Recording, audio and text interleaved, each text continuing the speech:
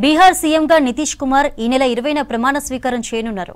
ఈ మేరకు బీహార్ బీజేపీ రాష్ట్ర అధ్యక్షులు దిలీప్ జైస్వాల్ ప్రకటించారు.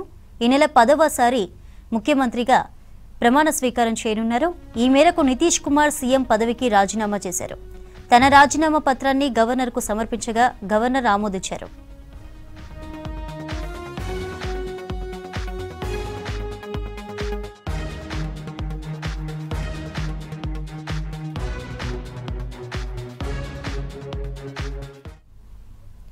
ఎన్డీఏ 202 స్థానాల్లో గెలుపొందడంతో ముఖ్యమంత్రి అభ్యర్థిత్వంపై చర్చ జరిగింది. ఈ క్రమంలో ఎన్డీఏ నుంచి ముఖ్యమంత్రి అభ్యర్థిగా నితీష్ కుమార్ నిలిచారు. నితీష్ కుమార్ మరోసారి ముఖ్యమంత్రిగా ఎన్నికవుతారని బీహార్ బీజేపీ అధ్యక్షుడు దిలీప్ జైస్వాల్ ప్రకటించారు. దీంతో ఇప్పటి వరకు 9 సార్లు ముఖ్యమంత్రిగా ప్రమాణ స్వీకారం చేసిన నితీష్ కుమార్ త్వరలోనే 10వసారి ముఖ్యమంత్రిగా ప్రమాణ స్వీకారం చేయనున్నారు. నిన్న నితీష్ కుమార్ సీఎం పదవికి రాజీనామా చేశారు. ఆ తర్వాత గవర్నర్ ఆరిఫ్ మహమ్మద్ ఖాన్ కు రాజీనామా పత్రాన్ని సమర్పించారు. కేబినెట్ రద్దు తీర్మానాన్ని అందజేశారు. అయితే గవర్నర్ ఆరిఫ్ మహమ్మద్ ఖాన్ నితీష్ కుమార్ రాజీనామాను ఆమోదించారు. తదుపరి ప్రభుత్వం ఏర్పాటు అయ్యేంత వరకు నితీష్ కుమార్ ఆపద్ధర్మ ముఖ్యమంత్రిగా కొనసాగుతారని గవర్నర్ ఆరిఫ్ మహమ్మద్ ఖాన్ తెలిపారు.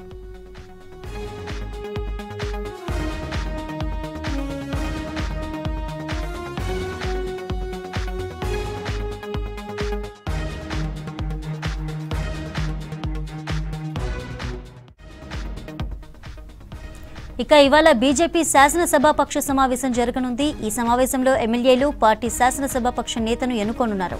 తర్వాత ఎమ్మెల్యేలంతా ఏకగ్రీవంగా కూటమి తరపున సీఎంగా నితీష్ను ఎన్నుకోనున్నట్లుగా తెలుస్తోంది.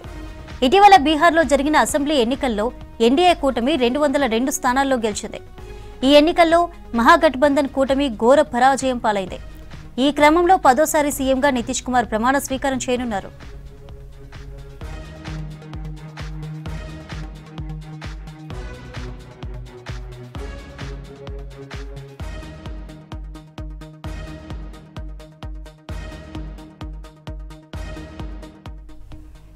అయితే నితీష్తో పాటు మంత్రులుగా ఎవరెవరు ప్రమాణ స్వీకారం చేస్తారన్న విషయంపై బీహార్లో ఆసక్తికర చర్చ జరుగుతోంది. ఇటీవలే నితీష్ కుమార్తో ఎల్జేపీ ఆర్వీ అధినేత చిరాగ్ పాస్వాన్ తదుపరి చర్యలపై చర్చించారు.